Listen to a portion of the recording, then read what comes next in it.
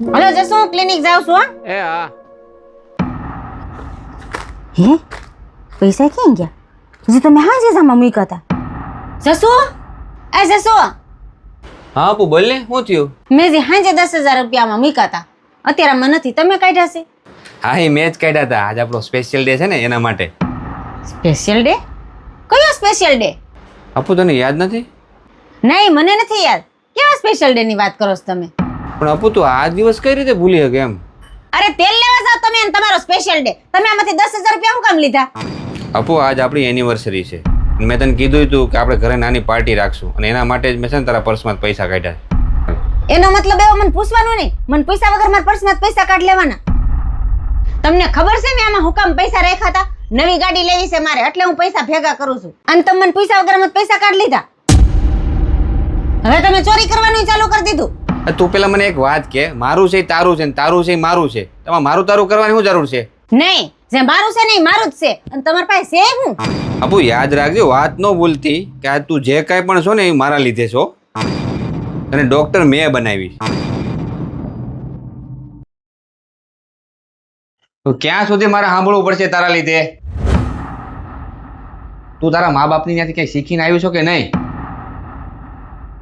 1% અકલ નથી તારામાં. જસુ તમને ખબર છે મને મારા મમ્મી પપ્પા વગર રહેવાની આદત નહોતી, તોય હું લગ્ન પછી શીખી ગઈ. મને જમવાનું બનાવતા પણ નહોતું આવડતું, હું એ પણ શીખી ગઈ. મને ઘરનું એકેય કામ નહોતું આવડતું, એ પણ હું બધું ધીમે ધીમે એક એક કરીને શીખી ગઈ. સવારે વહેલું ઉઠવાની આદત પણ નહોતી, મેં એ પણ શીખી લીધું તમારા માટે. જે છોકરી કોઈનું નહોતી સાંભળતી એ આજે બધાનું સાંભળે છે. અને તમે તો કંઈ પણ વિચાર્યા વગર તરત કહી દીધું તારા મા બાપને ઘરેથી તું શું શીખીને આવી છે.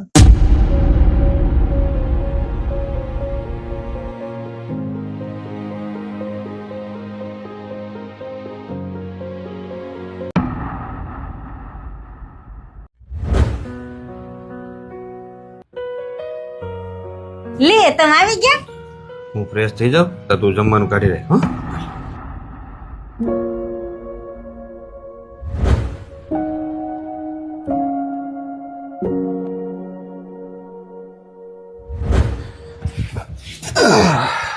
આજ તમે તમારું જમવાનું ફેવરિટ બનાવ્યું છે, ખાઈને કહેજો ને કેવું લાગ્યું.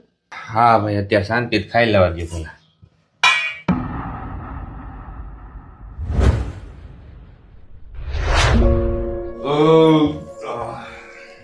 અહીં સાંભળો તો,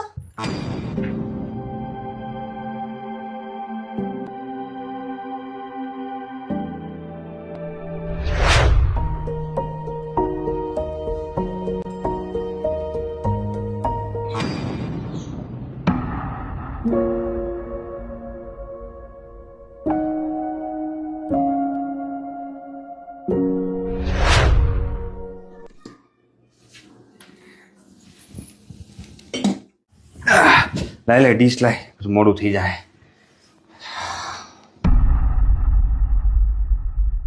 શું થયું? કેમ મોઢું લટકેલું છે તારું આજ હવારમાં? કઈ નહીં. હું કાંઈ નહીં, કાંઈક હોય તો જ તમારા મોઢા લટકેલા હોય. અને તમને વાંધો શું છે ને એ જ ખબર નથી પડતી. તમને એટલી સુખ સુવિધાઓ છે, જે જોતું હોય બધું ઘરમાં મળે છે, કાંઈ ઘટે છે આપણા ઘરમાં? આવા મોઢા તમારા જોઈને અમારે કામે જવાનું, આખો દી કેમ કાઢવાનું? માત્ર ભૌતિક સુખ સુવિધાથી ખુશ નથી રહેવાતું, અમારે માનસિક શાંતિની જરૂર હોય છે.